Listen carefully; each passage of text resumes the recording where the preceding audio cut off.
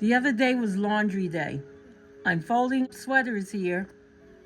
Too far over. That's good enough. Close enough. Hi. Welcome to the channel. This is Sightless Living. If you're new around here, my name is Anita.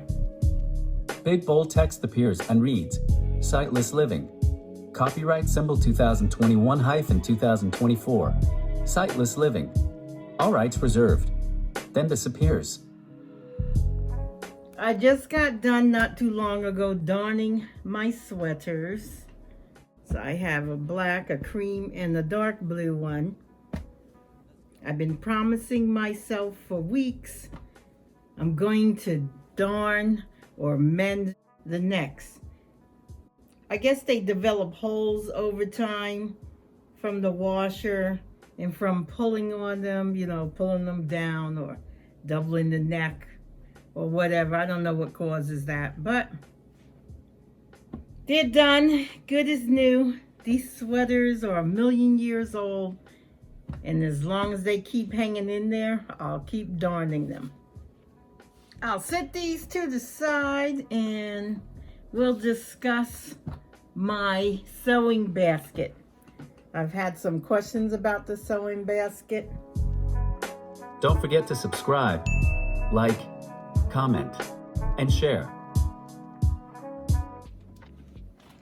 This is life without a sewing basket. Chaos. Just a bag of threads, all different colors. I don't know what they are. You'll have to be running to people and asking. This is a sewing basket with order. So eventually I'll just take all these loose threads and incorporate them into my basket, which is going to involve getting some technology like color identifiers, etc., to incorporate them into what I already have. Another problem, when you're going to buy threads for your fabrics, you won't know what color you have because you have no system. And that's what happened here. I just happened to be looking for something in the linen closet, unrelated, and I came across this bag of threads. Here is my sewing basket. It's got a soft pad on the outside, and it's like a box on the inside. It is a rectangular shape. It is a little tall. It's certainly smaller than my other one, and it has big bunt feet,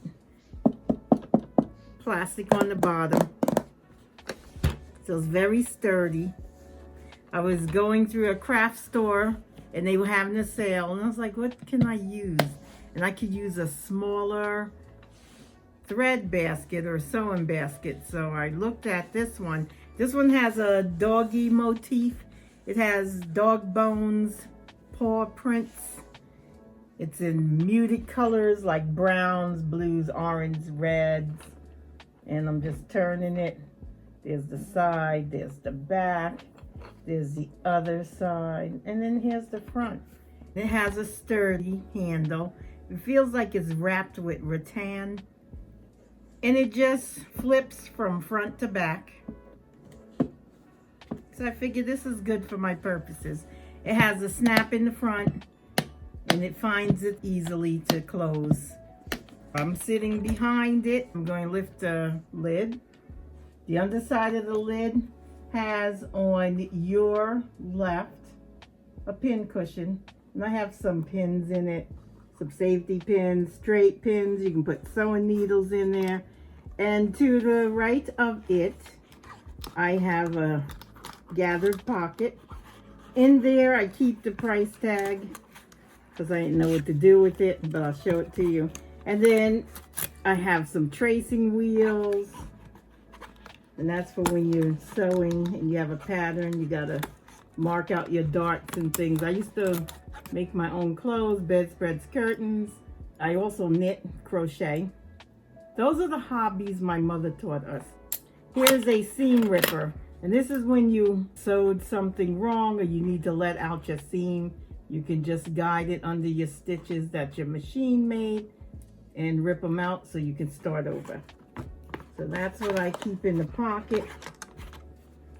Now the good thing about this is, I think the store was AC Moore. I don't know what, I think that's the name of it. I think they're out of business now. But they were having a sale. This is before they went out. And this basket was $44.90 something. I'm showing the front or back because I don't know which is the front or back. So I'm showing both sides. So they had it on sale and it was $29.99, I think. But it had a little issue. It had this zigzag piping that runs along the bottom. I'll shut the cap for a minute. This was all hanging off and laying on the shelf. So I went to the manager because I wanted this one. We've had German Shepherds and all kinds of doggies. So I wanted the doggy motif. I say to her, do you have any more of these in the back? And she looked at it and she did something on her electronic gadget there and said, no, she doesn't have any more. So I said, darn. But I was getting ready to ask her if she could fix it, or I'm sure she saw it hanging off. It was almost to my knees the way it was hanging down. She said, I'll give that to you for $4. I said, okay. And I just went to the register, got home, got me some fabric glue, and just glued it up. It's a done deal. It's been like this for years. It's sticking very well. I got my fingernail in there trying to pull it apart. Nope. Well, there's some space in this one where I may have missed a spot, but if it comes off, I have more glue. Now, getting back to the sewing basket. I call it sewing box as well because it's sturdy like a box. There is a lucite tray that sits on top. I'm going to take it out. Let me just move this to the side. And I will sit this on the table, my lucite tray. It's sectioned off. The first section closest to you, it's wide. And I keep my pinking shears in there, which are scissors that have the zigzag. And when you cut your fabric, it's supposed to keep it from fraying. And then I have a straight scissor here. And it says Singer on it. So I might be dating myself because I got it from the Singer store. That store has been going for I don't know how long. Then I have some pins, which are needles. Sewing needles I keep at the bottom. I'll just put those back in the tray. But I like organization. This is how you can stay organized. You know, place for everything. Everything in its place. Mise en place. Okay, I have some sewing kits. And these are the little ones you find in a 5 and dime store, or sometimes they give them to you at the front desk in the hotel. So I just keep those in there. This way, if someone needs mending, I can just give it to them. Here you go. And then I have some thread here. This came in one of my kits. Not sure, but I keep it in there anyway. Because if you need to mend or tack something real quick, it doesn't matter what color it is if it's not being shown. This is my needle threader, and I'll show you how to do that in a bit. And this is more needles. And I just keep it in that little section. Then in this section is empty. I usually keep my safety pins in that. And we did that. And then now I have measuring tape, which is Braille. It used to be for sighted people when I was sighted. Now I switched that out and put my Braille measuring tape in there. Underneath the tray, I keep a cheat sheet. This is lined paper I keep in my box. And this is a record of the threads that are in there. This way, if I have a problem, I don't remember something, or a braille card comes out, or anything where I cannot identify what color it is, I can always take this to someone and ask them to help me out. So I'll just squeeze that back in there. And then I keep my threads in baggies with a braille card letting me know what they are. Now some have just one. Let's see, here's a bag with just one color, but it may have several spools in there. That's because I grouped them by color. And when I have items like this is grouped by color, but it might be medium, light, or dark, or it could be like black and white, or tan and brown. So I keep them like that, so I know if I'm looking for something in the brown family, I could just look for either tan or brown and pull it out, and they'll be rubber banded together, so I can just do my thing and put them back. When you're buying your thread, it really doesn't make sense to get colors that you don't have fabrics or garments for. So if you don't wear orange, there's no need to get orange thread. If you don't wear purple, there's no need to get purple. So I usually get my threads according to the clothes I have or wear. And sometimes if I get something like a gold shirt, I'll get a gold spool of thread. Now threads come in large, they come in medium. Let's see, do I have a medium? That's large. They come in, let's see. Yep, there's a medium. That's a little shorter than the large. And then they come in these minute, like little teeny weeny spools. There's one there. So you can get them in whatever size. You can get them in different strengths. I noticed with the needle threader, when you get the thin threads, they are hard to catch the needle. So I like to get the thicker ones, but sometimes the thicker threads are harder to pull through. And that's where you need this little thimble here. I skipped over that. Let's see. I keep thimbles and sewing machine bobbins in this other section. There's a little section on my lucite tray where you can store those with your thimbles. And there's my little thimble. I think that's a plastic one, and then I have a metal one. And that's for when you are pushing the needle through the fabric and it's hard to go through. You can rest your thimble and help guide it through your fabric, because you don't want to do it to your finger. That will hurt. Let me throw this back in here. It was with the bobbins here.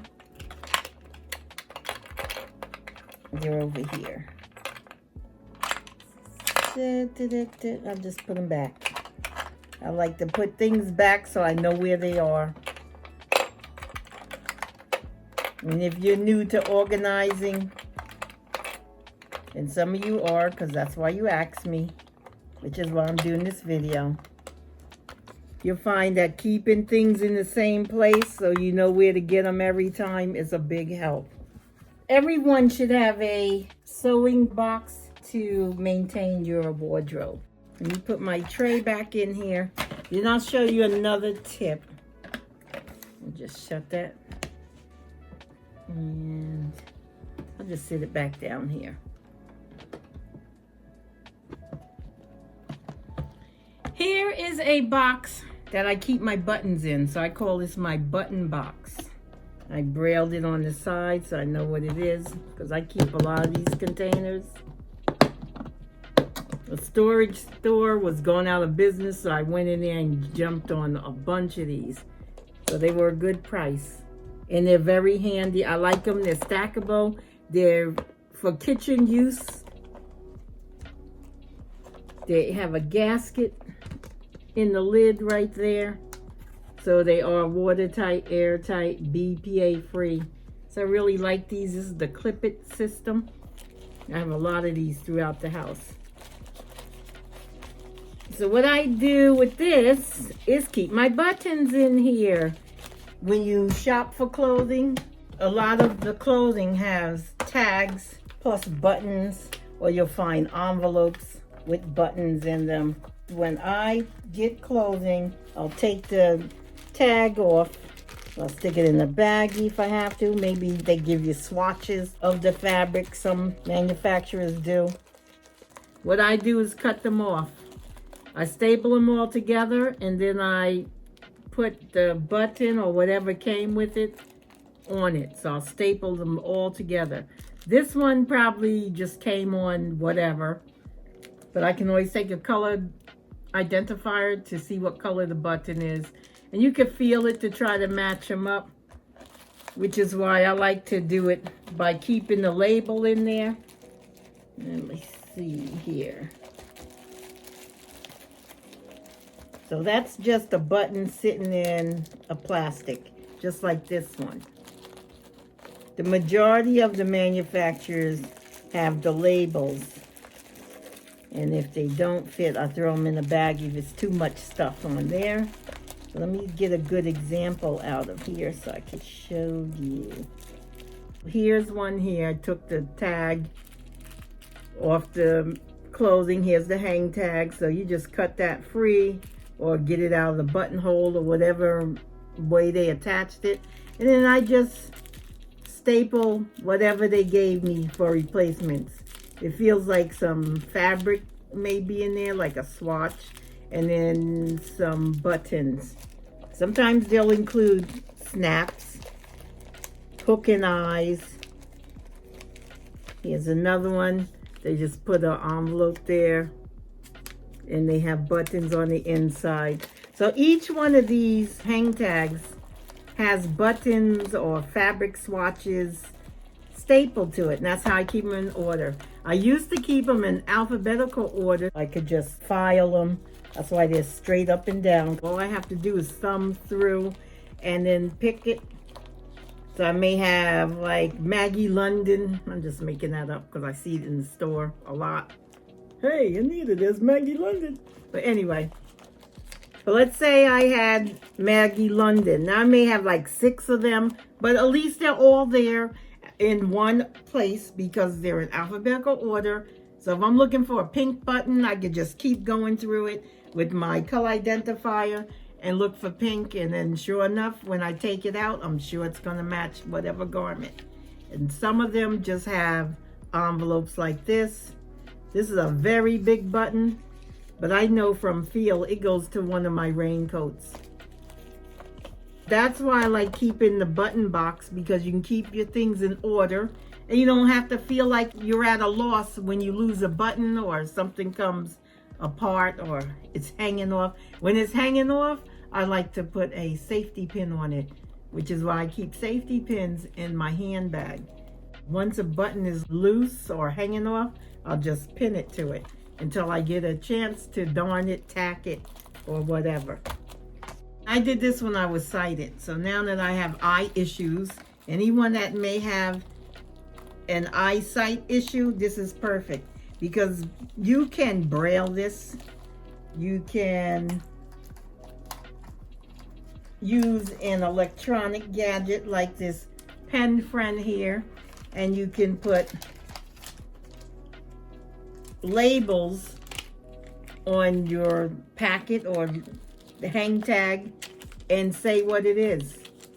And there are many different electronic systems out there. I have more coming up, so stay tuned. If you don't want to keep the tags, you want to just keep them in a can or a box like a lot of people do, you can just take a color identifier, sit it on your button, and get the color of it. And then that could give you a clue. Black button. Okay, let me see. Probably go on black clothes, and then you can gather your black clothing and feel it and see what it is. But that's if you want to do it that way.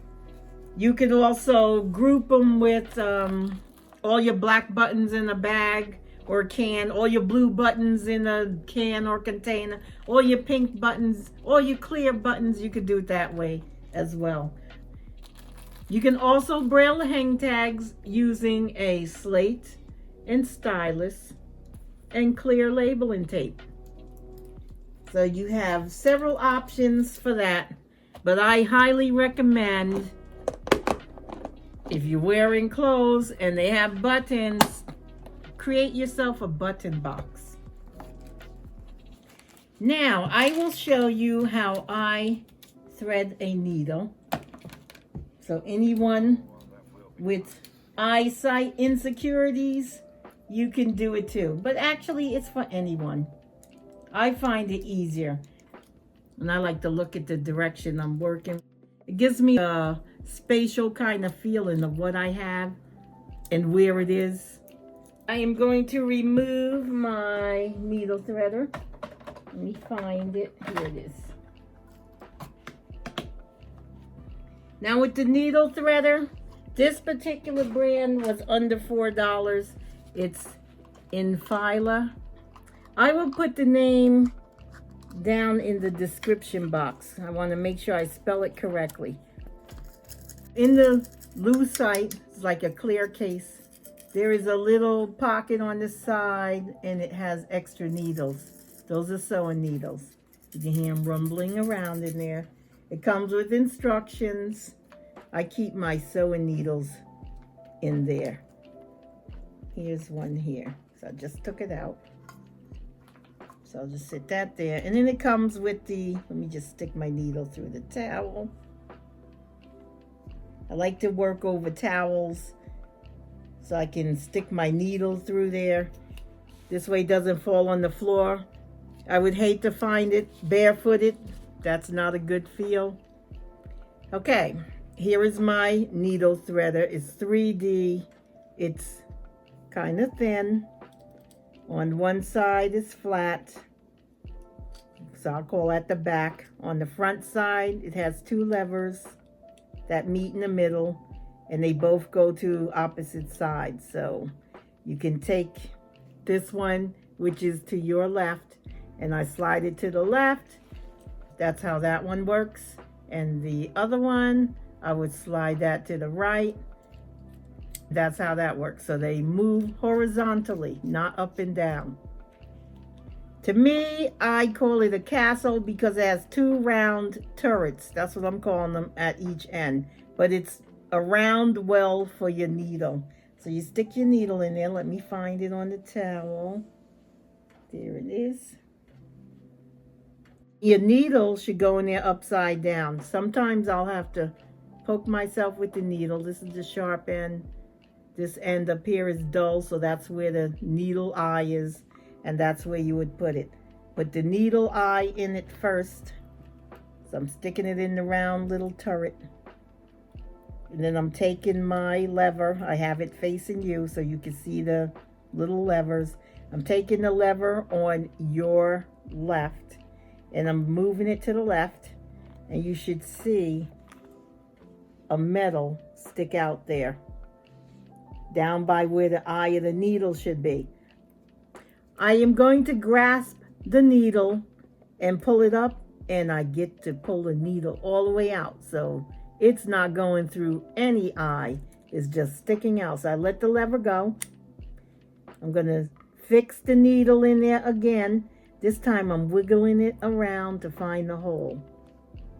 Now I'm going to take the lever again and push it to the left, your left, and I'm going to lift the needle. This time I cannot lift the needle because the metal here that sticks out is going through the needle eye, and that's what you needed to do to thread your needle. Now I'm going to leave it there, and I'm going to get some thread. This is a dark blue, so hopefully this thread is not too thin. Like I mentioned earlier, sometimes the thin threads are hard for it to catch. So this is a bag of blue threads, and each bag has what the color is. So this one says blue with a D for the dark blues. And then I just feel it for the thread. Each spool has a slit on the top and bottom, and you can just find the thread. So let me feel for the slit. I usually run my fingernail on it as I turn the spool. There we go. Okay, got it. I'll start having them do this in the stores for me. Okay, so we're back to the three-dimensional needle threader. It's self-standing. I am holding up the needle threader. I have the needle on my right-hand side, your left. So we're going from my right to left.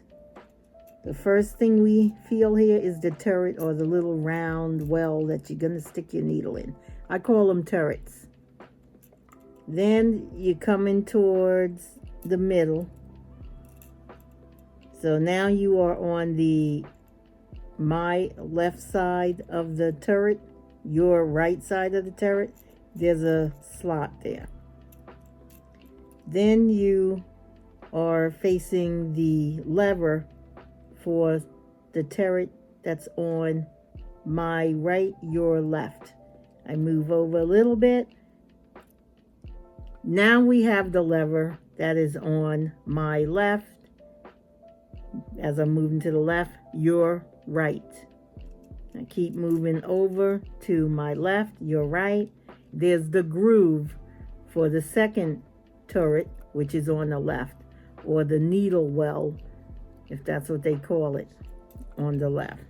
So we're working with the turret. That's going to be my word for it, turret. We're working with that on the right-hand side, my right, your left. I'm going to make sure my needle is in there before I try to mess with the thread. I just felt it go in the hole. So the needle is not in there. I push it down. Yes, now it's down there. So that's another thing. If you have trouble threading it, make sure your needle is well seated in there. Now I'm taking my blue thread, my dark blue thread. I just touched the needle again, so it's probably not down there. But I'll check it. And I'm sticking it in the groove. The groove that's right next to the turret that I have the needle in.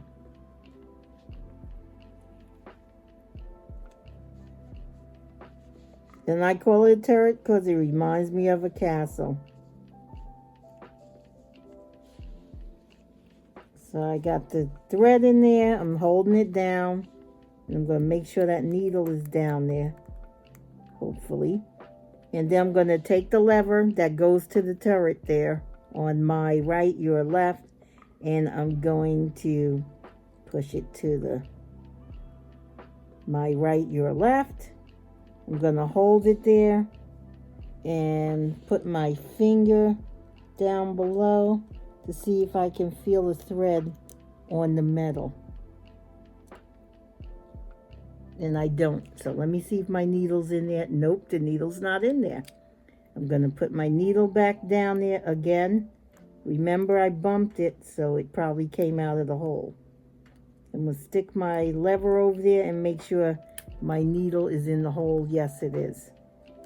Now I'm going to push my thread down and push the lever back over and see if the thread is poking out by the metal. And it is not. So maybe my thread is not all the way down. And this is what you'll go through when you're trying to thread your needle. Sometimes, if it doesn't work, I'll try the other turret. I'm going to do it again, put the thread in the groove. Then I'm going to try to hold it down so I have my finger in the front, pushing it down so it goes where the eye is, and I have the thread spool with my thumb holding it down. I'm holding the needle Now I'm going to push the lever through it. My needle is in there, and no thread. Now, it could be the thread's too thin.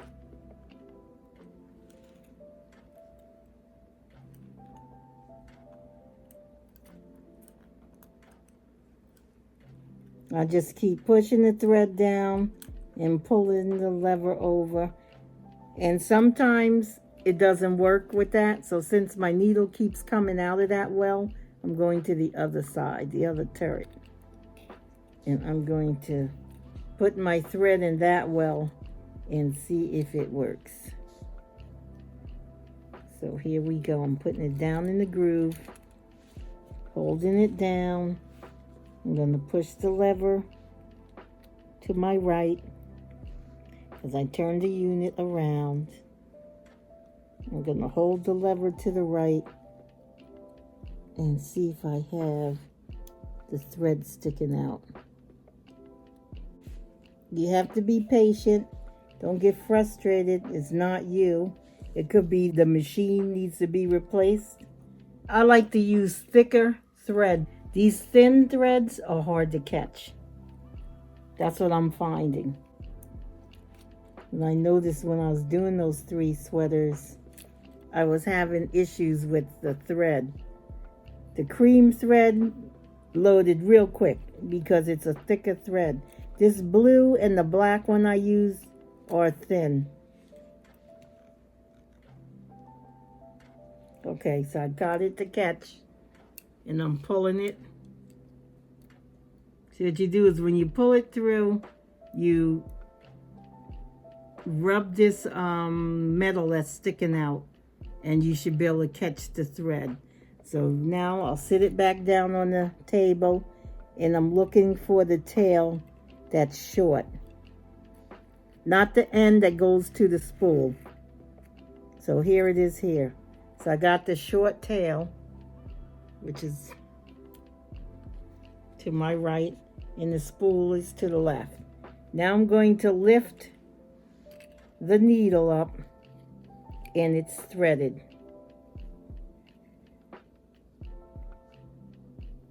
There's the short end of the tail, and then this is the part that goes to the spool. And you just cut it at your length, and you make your little knot, and then you can stitch. And that's what we have here. So you have a threaded needle by a totally blind person. Grandma can do it, grandpa, your mother, your father, your brother, your sister, your aunt, your uncle. Anybody can thread a needle, whether you can see or not. I like independence. You will like the independence of threading your own needle without asking someone to find it for you. I sure do. Sometimes people can't get to you right away, so you'll be sitting there. I cleaned off my work area so I can show you how to pack your needle threader. This particular brand is by Infila, capital I-N-F-I-L-A, and there are different brands out there similar to this. I'll give you a place where I got mine in the description box below, and you could just pop off the cover.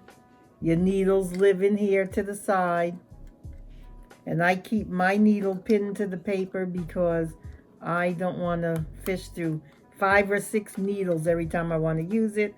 I could drop a needle, but you can hear them shaking around in there. I'm going to place the Infila needle threader upside down. The base is going to slide in and make a cover, and there's a track right inside there. So I'm sitting on the table. I have my needle thread upside down, my castle, and then you just slide it in, and voila. It's protected. It's nice and neat. You can throw it in the handbag, throw it in the tote bag, pack it in your luggage. But I like to keep my paper in there So I'm going to just wrap it around the needle threader and then slide it back in together. And voila. This way, if I need help, I can just give it to whomever wants to help. So I like to keep the instructions with it. If you're afraid of losing them, you can always make a copy, cut it to fit, and leave it inside there. That will do it for this video. Thanks for joining me, and I'll see you next time. Rolling credits appear in big bold white text scrolling upward from the bottom of the screen. Text reads, Anita, hostess/visionary, mountain stream video, TM symbol, videographer/editor. The rest of the text may be read in the description box below. Thanks for watching.